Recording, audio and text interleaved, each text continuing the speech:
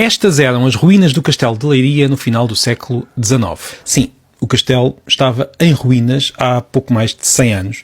Foram séculos de abandono, foram as invasões francesas, enfim, aconteceu muita coisa e o castelo ficou assim. As obras de recuperação só começaram depois da criação da Liga dos Amigos do Castelo de Leiria e de um projeto de um arquiteto suíço chamado Ernesto Corradi. As obras começaram em 1915 e prolongaram-se intermitentemente durante todo o século XX, e não só, aliás, ainda há muito poucos anos houve obras no Castelo de Leiria. O aspecto do castelo é agora este, não será certamente o castelo que Dom Dinis conheceu. Mas este não é caso único. Houve muitas obras de recuperação e remodelação de muitos monumentos por esse país fora, e não só no nosso país, noutros países também.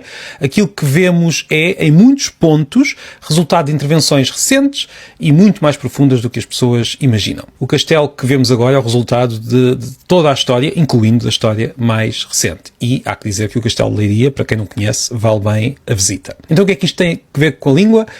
Bem, não tem nada a ver diretamente, mas se pensarmos bem, também na língua o passado está mais distante do que parece. Vou dar dois exemplos. Quando lemos, por exemplo, uma obra antiga, como os Lusíadas, ou até as obras clássicas do século XIX, é possível que nos enganemos e pensemos que aquele é o texto com o aspecto que o autor conheceu. E, no entanto, raramente é assim. Se olharmos para as primeiras edições dos Lusíadas, vemos como as edições de agora têm uma grafia muito diferente das primeiras edições.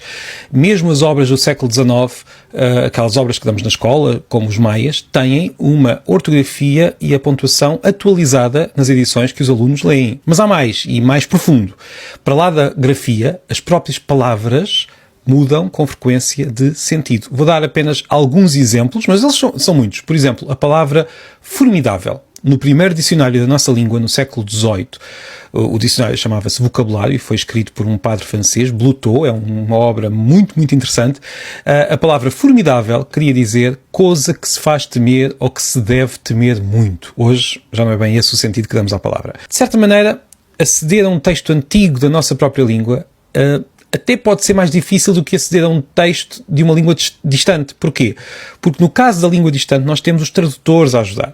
No caso da nossa língua há uma parecença superficial das palavras que nos pode enganar bem mais do que imaginamos. É por isso que muitas edições de obras antigas têm notas. Essas notas, no fundo, fazem a vez da tradução entre línguas diferentes. Conclusão, o passado, sejam os castelos que vemos ou as palavras que lemos, está mais distante do que parece. É por isso que o trabalho dos historiadores é tão difícil e, digo eu, tão importante e tão interessante.